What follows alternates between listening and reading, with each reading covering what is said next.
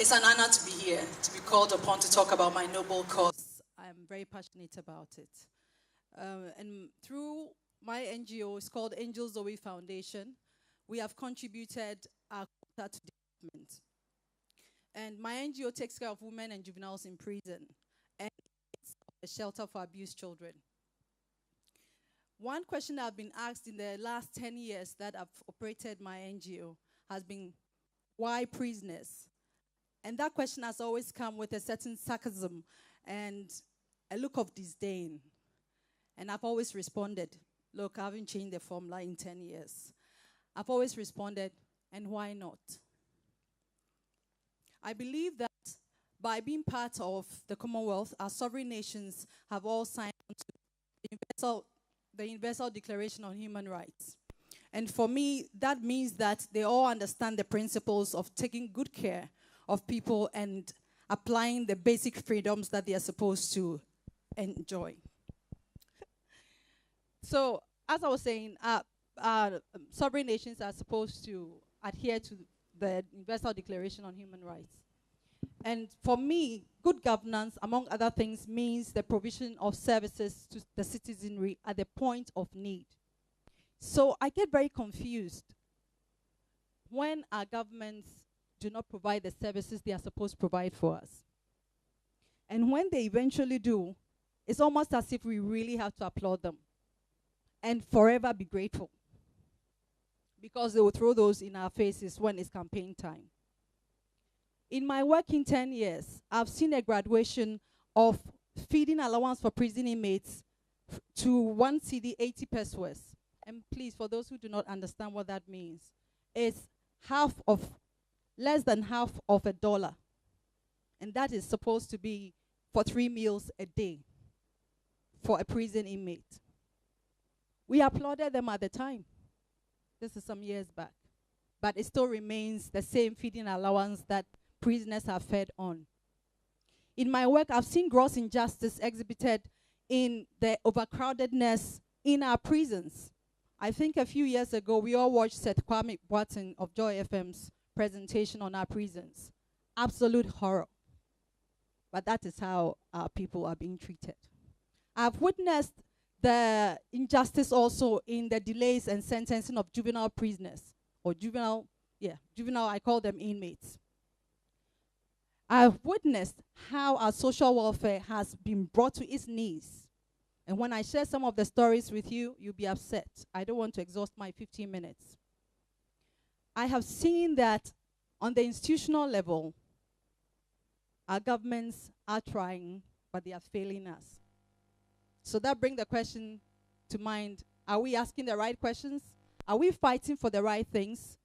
Are we asking the right questions? Are we standing up when we need to stand up? I don't want to talk about a whole lot of things, because when you do, it may not necessarily be on point. And that is one of the things I'll later address, that we must have a credible voice. The second thing also is that, well, we voted for some people to handle the problem. They should handle the problem. Will the little that I contribute be enough? Look at all the problems we have.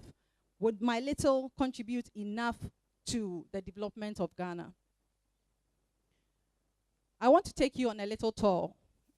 Follow me right now as we go to South Africa. I'm going to address 4 countries, 2 of which are supposed to be economic giants on our continent. So I go to South Africa. The Bloomberg's Misery Index of 2017 ranked South Africa second out of 64 countries as the second most miserable country to live in. Out of 65 countries, they were second.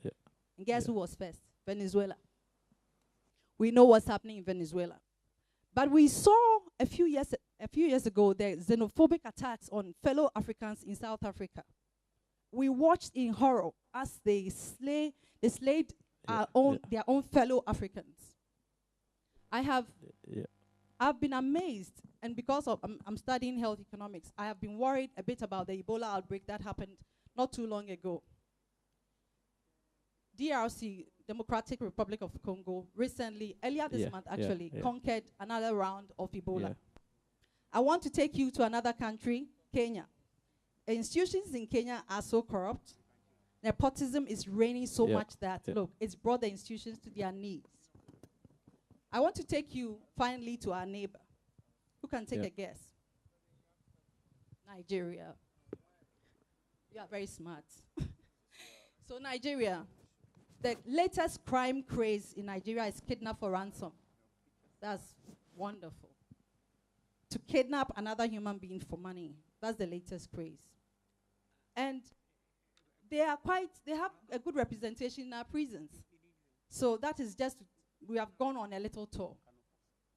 I'm not saying all these things to scare you. I'm saying all these to let you know that, okay, let me share the secret. It's not easy anywhere. You won't find it easy anywhere. I would rather take unemployment over Ebola. I don't know about you, but I would take certain things. But all I'm trying to say is that Ghana is all we have to behold as Ghanaians. And if we are going to have to sit idle, thinking that our little will not be enough, then we are in trouble. Because as I've stated earlier, the institutions that we are relying on are trying to deliver. But frankly, being a middle-income country has rendered us, has given us some limitations such that some donors have withdrawn. They are going to the poor countries. We are middle income now. I want to come back to Ghana, right here at home. Not too long ago, a couple of months ago, the country was brought to a standstill as we witnessed the horrific slaying of a soldier. And I observed, I read, I listened, and I watched as people talked about. Bernard's program was one of them. I would listen to the debates. I listened. And people were talking about, this is so not Ghanaian. This is very Ghanaian. This has been going on for decades. I'm sorry to break it down. It's been going on for decades. Nobody spoke about it. I've dealt with prisoners who were lynched. They didn't die. They were beaten to a pulp. And all these people were suspects. Could it have been? So I'm just wondering why people were so upset. And they were talking.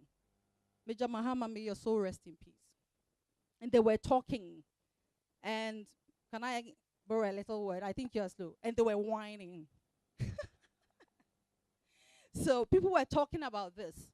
And talking about this as if it's the first thing that's happened. We have become a lawless country. I'm sorry to say. And we are all part of it.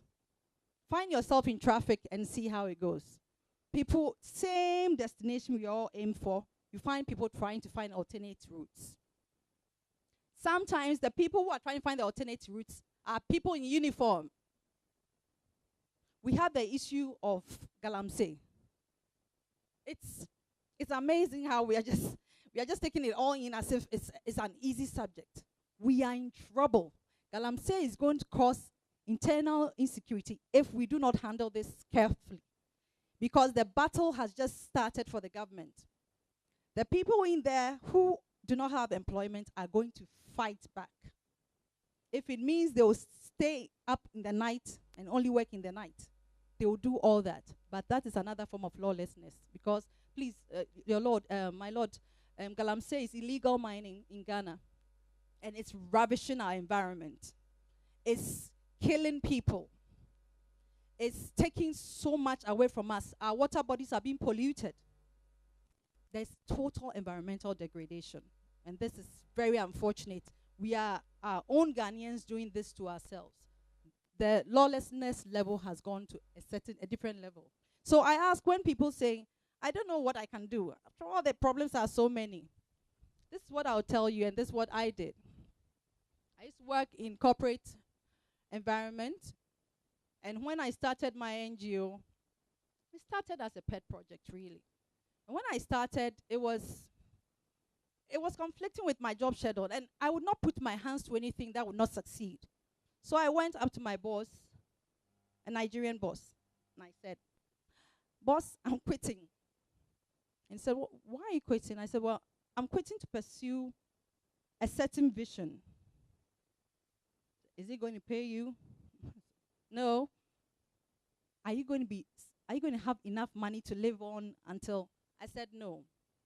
Perhaps it was foolhardy of me to start, but I had such conviction in what I had started, and I couldn't have it any other way, because I can't be associated with something that is a failure. So this is what Angel-Zoe has done in 10 years. And it has come with toil, hard work, sacrifice. As Bernard mentioned, I have 5 children. So alongside all this, I've been popping. So I've been popping, I've been career developing myself, I've been doing all sorts. But I've been pursuing Angel-Zoe with all my strength, all my passion, everything I've got. And this month is our 10th year.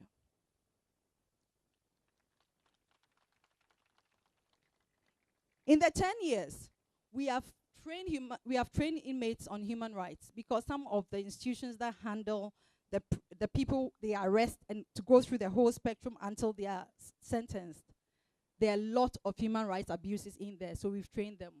We've trained them on we've provided economic empowerment programs, because one of the challenges that prisoners have faced is when they are coming back and they've lost everything for years, how do they reintegrate smoothly into society? We have a problem with recidivism, which very soon would research into, want to know the rate of recidivism in Ghana. And that is basically the rate of people going into prison, coming out, going into prison. It's almost like a dance. We want to know how often and what the rate is.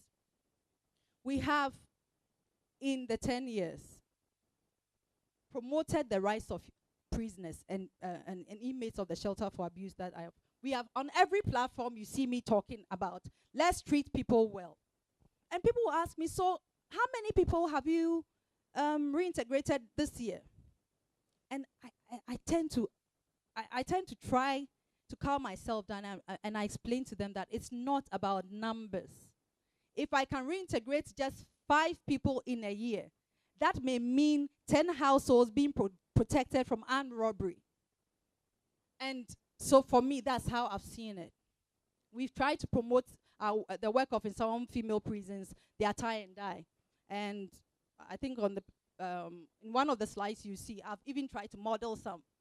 Because you have to do it for people to see, to buy into it.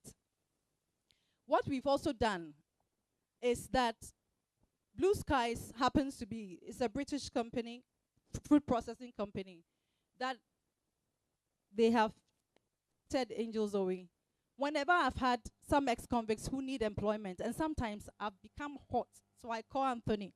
Anthony, I beg you, could you just take these 2 people? Because I know if they go back,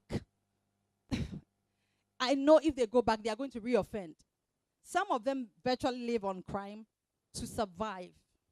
So I'm talking about the understanding part. When you don't know somebody's story, it's easy to judge them. The people that I've found jobs for, they are working quietly in Blue Skies. And you enjoy Blue Skies fruit juice. And you didn't know that they were part of the production. Wonderful. They become useful citizens. They pay their taxes. They become relevant to our society.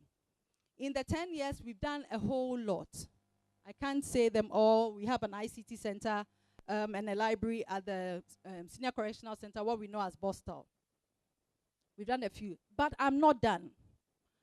I thought about Blue Skies and the challenges they are having currently, and it's coming from one of the economic problems that Ghana we are having, the dwindling fortunes of agriculture in our sector.